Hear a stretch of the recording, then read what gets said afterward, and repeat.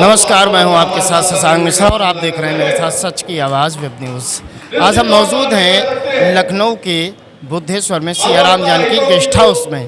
मौका है बुद्धेश्वर अधिवक्ता समिति मंच का कार्यक्रम है। यहाँ पर जो स्थापना दिवस है वो मनाया जा रहा है। यहाँ पर बहुत सारे अधिवक्तागण मौजूद हैं। कम से कम सैकड़ों की संख्या में यहाँ पर अधिवक्तागण सब मौजूद हुए और जो अधिवक्ता कल्याण है उसकी यहाँ पर कई सारी बातें रखी गई और कई सारे मुद्दों पर चर्चे किए गए और इसके अलावा ज्ञापन दिए गए। चलिए हम बात करते हैं यहाँ पर मौजूद अतिथियों से। आप हमारे पीछे देख सकते हैं बुद्धेश्वर अधिवक्ता समिति मंच, इसका स्थापना दिवस का कार्यक्रम है और ये बुद्धेश्वर स्थित सियाराम जानकी गेस्ट हाउस में कार्यक्रम है, जिसमें सैकड़ों की संख्या में अधिवक्तागण एकत्रित हुए। यहाँ पर मुख्य अतिथि के रूप में कई सारे गणमान्य उपस्थित। आइए हम बात करेंगे कि आज किस विषय पर ये कार्यक्रम था और क्या क्या प्रमुख वकीलों की जो समस्याएं हैं, अधिवक्ताओं की जो समस्याएं हैं, बहुत सारी समस्याएं अधिवक्ता झेलते चले आ रहे हैं वर्षों से।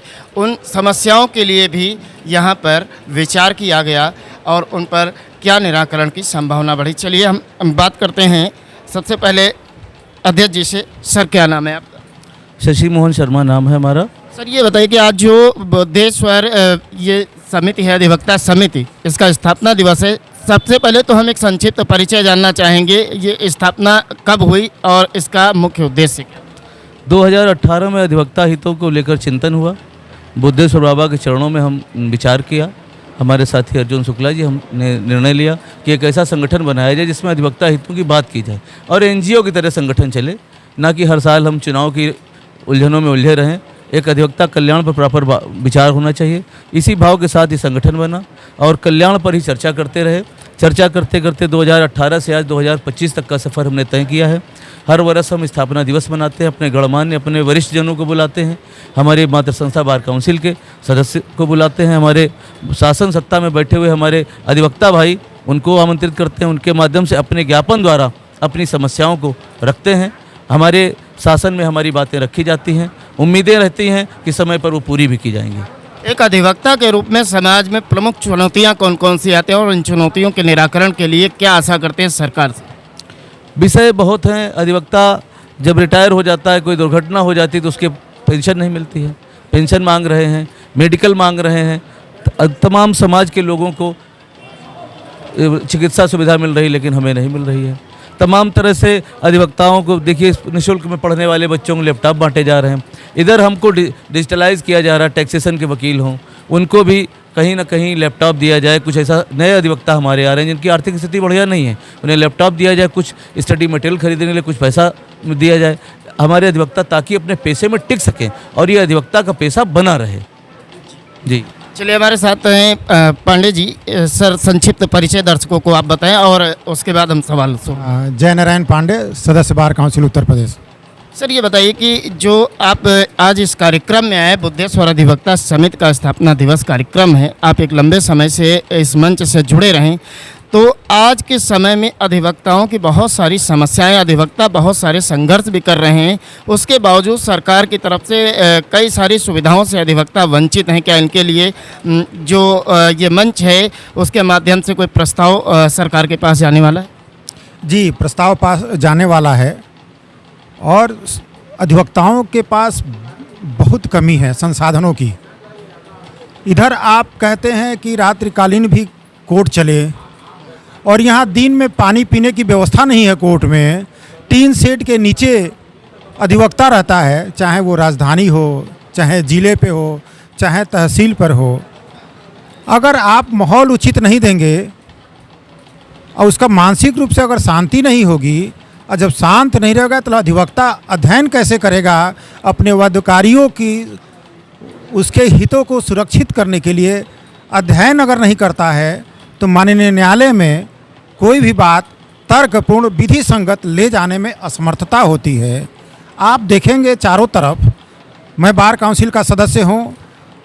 जब चुनाव लड़ रहा था उसके पहले और चुनाव लड़ने के बाद भी मैं अगर जाता हूँ तब जब बड़ा दुख होता है, जब आंधी आए, तूफान आए और जब अधिवक्ता पेड़ के नीचे बैठा हुआ है और मैं भी उसी के बीच में जा रहा हूँ, अचानक बारिश आ जाती है तो उस टीन शेड के नीचे जो कमज़ोर टीन शेड होता है और पेड़ के नीचे से जब अधिवक्ता अपना झोरा बस्तर फाइल लेके भागता है अपने सर छुपाने के लिए, तो बड़ा दुखदाई होता है।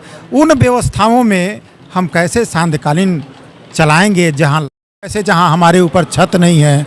मेरी यही डिमांड है और इस बुद्धेश्वर अधिवक्ता संघ की भी यही डिमांड है कि हर एक अधिवक्ता को कम से कम चेंबर मिले, जिसमें अपवादकारियों के हितों के लिए, उसकी सुरक्षा के लिए, जो समाज की रीढ़ है, जो हमारी न्यायपालिका की रीढ़ है, जो हम न्याय के दो पहिए कहे जाते हैं कि रथ के दो पहिए हैं, तो क्षमा चाहेंगे, वकील वो पहिया है जो न्यायपालिका की पहिया तो मर्सिडीज की है, लेकिन वकील की पहिया एक साइकिल की पहिया है जो चलाने में असमर्थता व्यक्त करती है।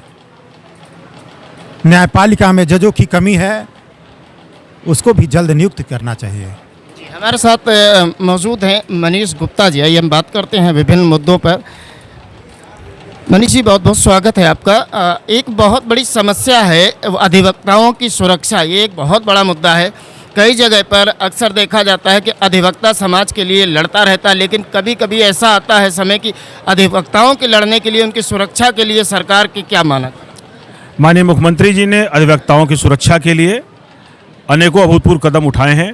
उसमें कोर्ट परिसर में सीसीटीवी कैमरे आने के लिए सुरक्षा, और जिला न्यायालयों में, तहसील न्यायालयों में, माननीय उच्च न्यायालय में और अन्य सभी तरह के न्यायालयों के बाहर प्रवेश के लिए बाकायदे मेंटल डिटेक्टर और कोडिंग की व्यवस्था करी है। वो प्रक्रिया इस समय प्रचलन में है और कुछ जगहों पर जहाँ पर प्रचलन में नहीं है वहाँ पर इसको निर्माण किए जाने का कार्य निरंतर चल रहा है। सर, अधिवक्ताओं के पास एक और बड़ी समस्या है कि उनको कोर्ट के केसेस के काम से बाहर जाना पड़ता है। ऐसे में उनको टोल टैक्स काफ़ी मात्रा में भरना पड़ता है। काफ़ी लंबे समय से ये मांग चलती चली आ रही, और आज की जो सभा थी यहाँ पर, उसमें भी ये मांग उठी। तो क्या उम्मीद है सरकार इस पर जल्द से जल्द कार्रवाई करे? बिल्कुल, मैंने बुद्धेश्वर अधिवक्ता मंच और साथ ही साथ सेंट्रल बार, लखनऊ बार और बार काउंसिल के माननीय सदस्य, माननीय उपाध्यक्ष जी को आमंत्रित किया है कि मेरे कार्यालय में आएँ। मैं इस पर बैठ करके पूरी कार्य योजना बनाता हूं और माननीय मुख्यमंत्री जी से और केंद्रीय सड़क परिवहन मंत्री जी से इस पर वार्ता करके और लिखित अपने बोर्ड के माध्यम से और सरकार के माध्यम से इस पर भेज करके इस समस्या का निदान कराने का पूरा प्रयास करूंगा। सर, एक आखिरी क्वेश्चन है। मुकदमों की संख्या बहुत ज़्यादा है, वर्कलोड अधिवक्ताओं के ऊपर भी बहुत ज़्यादा है। इस समस्या का समाधान कैसे हो कि जल्द से जल्द जो मुकदमों का निपटारा है वो हो सके? विधि एक व्यवसाय है और अधिवक्ताओं को जब मुकदमे होते हैं तभी उनका व्यवसाय फलीभूत होता है। ऐसे में आपके द्वारा ये प्रश्न उठाना कि अधिवक्ताओं मुकदमों की बहुलता है, ये सही है, लेकिन अधिवक्ता अपनी मेहनत से पूरी लगन के साथ अपने कार्य करने का प्रयास करते हैं, अपने पक्ष को रखते हैं। भारतीय संविधान ये कहता है कि किसी भी व्यक्ति को पूरा न्याय पाने का अधिकार है। ऐसी परिस्थिति में अगर किसी गलत व्यक्ति को सजा हो जाए या किसी के साथ दुष्परिणाम हो जाए, ऐसे में किसी भी बात का फैसला जल्दी किए जाने के लिए सरकार बाध्य नहीं कर सकती। पूरी सुनवाई करने के बाद उसका निर्णय दिए जाने का अधिकार न्यायपालिका का है। इस विषय पर माननीय न्यायाधीश महोदय जी के जो भी निर्णय होते हैं उनको सर्वमान्य रूप से सरकारें और जनता स्वीकार करती है। बहुत बहुत धन्यवाद। हमारे साथ मौजूद थे मनीष जी, जिन्होंने कई सारे महत्वपूर्ण बातों पर चर्चा रखी और अधिवक्ताओं के कल्याण है तो कई सारे कदम उठाने का आश्वासन भी दिया। कैमरामैन राजन के साथ मैं शशांक मिश्रा, सच की आवाज़, वेब न्यूज़।